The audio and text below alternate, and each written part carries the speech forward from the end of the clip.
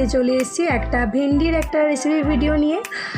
Please ভিডিওটা কেউ skip করো না, পুরো ভিডিওটা দেখার অনুরোধ রইল। যদি ভিডিওটার কোনো অংশ ভালো লেগে থাকে লাইক কমেন্ট অ্যান্ড শেয়ার করে দিও। যারা আমার প্রথম দেখছো ভিডিও, একটাই কথা বলবো, আমার ছোট্ট চ্যানেলটিকে সাবস্ক্রাইব করে পাশে থেকো।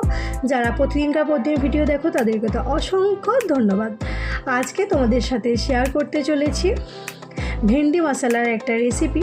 আমি ঘরোয়াভাবে কিভাবে বানাই সেটাই তোমাদের সাথে শেয়ার করব। কম বেশি সকলেই এই রেসিপিটা জানো, কিন্তু আমি কিভাবে বানাচ্ছি সেটাই আর কি তোমাদের সাথে শেয়ার করব। তো দেখো, ভেন্ডিগুলোকে আগে আর কি ধুয়ে জলটা ঝরিয়ে রেখে দিয়েছিলাম। তারপরে এবার একটু বড় বড় সাইজ করে কেটে নিচ্ছি, কারণ ছোট ছোট করে যদি কাটা হয় তাহলে একটু নাড়াচাড়া করলে কীরকম একটা লাল পেলে হয়ে যায়, তো ভালো লাগে না। তার জন্য দেখো একদম বড় বড় করে কেটে নিয়েছি। এই রান্নাতে বেশি কিছু লাগবে না, লাগবে হলো একটুখানি পোস্ত, সর্ষে আর জিরে, এটাকে আর কি বাটতে হবে। তো এগুলো নিয়েছি। হলুদ সর্ষে নিয়েছি আমি, আর লাগবে একটুখানি হলুদ গুঁড়ো, একটু লঙ্কা গুঁড়ো, আর লাগবে একটা ম্যাগি মশলা, আর ওই হিং, যদি কারো কাছে থাকে তাহলে সে হিং দিতে পারে, না থাকলে কোনো অসুবিধা নেই। আর লবণ, চিনি, এগুলো তো লাগবেই, আর তেল, এগুলো আর কি প্রতিদিন রান্নাতেই আর কি ব্যবহার হয়। তো যাই হোক, এই কটা উপকরণ দিয়ে কিন্তু এই রেসিপিটা বানাবো। আর এই রেসিপিটা কিন্তু খেতে দারুণ লাগে রুটি বা ভাতের সাথে। তো দেখো, প্রথমেই কিন্তু আমি তেলে হিং দিয়ে দিয়েছিলাম, তারপরে পুরো ভেন্ডিটাকে দিয়ে দিলাম। এখন লবণ দেবো না, লবণ দিলে ওই প্যালপেলে ভাবটা চলে আসবে, তার জন্য ওই তেলের উপরেই আর কি হিং দিয়েছিলাম। তারপরে দিলাম ভেন্ডি। এবার ভালোভাবে নাড়াচাড়া করব। নাড়াচাড়া কিছুক্ষণ করার পর এতে আমি অ্যাড করব হলো হলুদ গুঁড়ো আর কাশ্মীরি মির্চ লঙ্কার গুঁড়ো। আর ওই যখন সর্ষে, পোস্ত আর জিরে বেটেছিলাম, আমি কিন্তু একটা টমেটোও অ্যাড করব, কারণ সেই টমেটোটা দেখাতে ভুলে গেছিলাম। তো তাই মুখেই বলে দিচ্ছি, আমি কিন্তু টমেটো লঙ্কা একটুখানি অ্যাড করবো এই বাটাতেই। তাহলে বেশ ঝাল একটা ব্যাপার আসবে, টক মিষ্টি ঝাল একটা ব্যাপার আসবে। তো দেখো, হলুদ গুঁড়ো আর ওই কাশ্মীরি মির্চ পাউডারটা দিয়ে কিন্তু আমি ভালোভাবে এটাকে আর কি ভেজে নিচ্ছি। একটু ঢাকুন দিয়ে ভাজবো, যাতে ভেন্ডিটাও আর কি ভালোভাবে সিদ্ধ হয়ে যায়।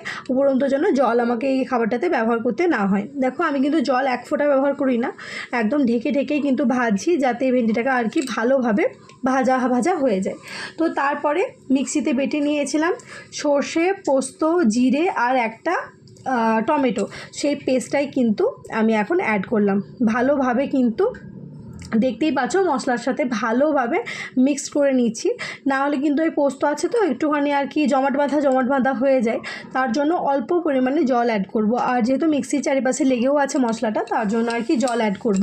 না হলে জল অ্যাড করার কোনোই প্রয়োজন নেই, যেহেতু আগে ঢাকুন দিয়ে ভাজা হয়, এমনিতেই কিন্তু ভেন্ডিগুলো সিদ্ধ হয়ে যায়। আর ভেন্ডি সিদ্ধ হতে বেশিক্ষণ টাইম লাগে না। তো এবার কিন্তু আমি অ্যাড করলাম চিনি। চিনিটা একটু বেশি পরিমাণ দিয়েছি, কারণ একটু ঝাল টক মিষ্টি ব্যাপারটা না হলে ঠিক এটার ভালো লাগে না। দিলাম এবার লবণ। এবার দেখো, মিক্সি ধোয়া জলটা কিন্তু পুরোটা দিয়ে দিলাম। তারপর আবার ভালোভাবে নাড়াচাড়া করে এটাকে কিন্তু ঢাকুন দিয়ে রাখতে হবে। এটা বারবার নাড়াচাড়া করতে হবে এই কারণেই, যেহেতু পোস্ত দেওয়া আছে, নাহলে জমাট বেঁধে যাওয়ার একটা চান্স থাকে। তো ভালোভাবে নাড়াচাড়া করে, এতে কিন্তু তোমাদের কাছে যদি ধনেপাতা থাকে তো ব্যবহার করতে পারো, আমার কাছে ছিল না তাই দিইনি, নাহলে ধনেপাতা দিলেও কিন্তু বেশ ভালো লাগে। তো অনেকক্ষণ ধরে দেখো নাড়াচাড়া করছি। এবার সেরকম বেশি কিছু অ্যাড করব না। এই ভেন্ডি মশলাতে যদি একটুখানি ম্যাগি মশলা দেওয়া হয় সত্যিই খেতে খুব ভালো লাগে, সেই কারণেই কিন্তু আমি এতে ম্যাগি মশলাটা অ্যাড করব। আর বন্ধুরা, প্লিজ একটু পাশে থেকো। আমি প্রতিদিন ভিডিও দিতে পারছি না নানান কারণে, সেই কারণেই তোমাদেরকে বলছি ভিডিওটা প্লিজ সবাই দেখো। তো দেখো, এবার কিন্তু ম্যাগি মশলাটাও কিন্তু অ্যাড করে দিলাম। অ্যাড করার পর ওই 2-4 মিনিট মতো আর কি ভালোভাবে আর কি মশলাটা কষিয়ে নিলেই একদম পুরোপুরি রেডি হয়ে যাবে আমার মশলা ভেন্ডি। এতে কেউ যদি চাও যে ঘি ব্যবহার করতে দিতে পারো, কিন্তু যেহেতু সর্ষে পোস্ত আছে বলে ঘি না দিলেও কোনো অসুবিধা নেই। তো দেখো, ভালোভাবে কিন্তু একদম পুরো মশলাটা মাখো হয়ে গেছে। আর এরপর যাদের কাছে ধনেপাতা থাকবে দিয়ে দেবে, তাহলে খেতে কিন্তু আরও ভালো লাগবে। তো মোটামুটি আমার রান্নাটা অলমোস্ট হয়ে এসছে। আর একটু গা মাখা হয়ে গেলেই কিন্তু আমি একদম নামিয়ে দেব এই ভেন্ডিটা একটা পাত্রে। তো আর 2-3 মিনিট মতো নাড়াচাড়া করেই কিন্তু এটাকে নামিয়ে দেবো। দেখতেই পাচ্ছ কালারটা কি সুন্দর এসছে, ক্যামেরাতে অতটাও বোঝা যাচ্ছে না যতটা সুন্দর কিন্তু কালারটা এসছে।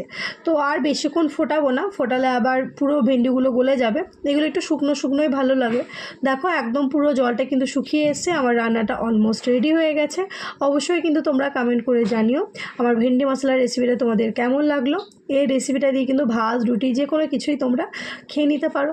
তো যাই হোক, আর ভিডিওটা বড় করলাম না, তোমরা পাশে থেকো, সবাই ভালো থেকো, সুস্থ থেকো। আবার দেখা হবে অন্য কোনো ভিডিও বা ব্লগের মাধ্যমে। বাই, শুভরাত্রি।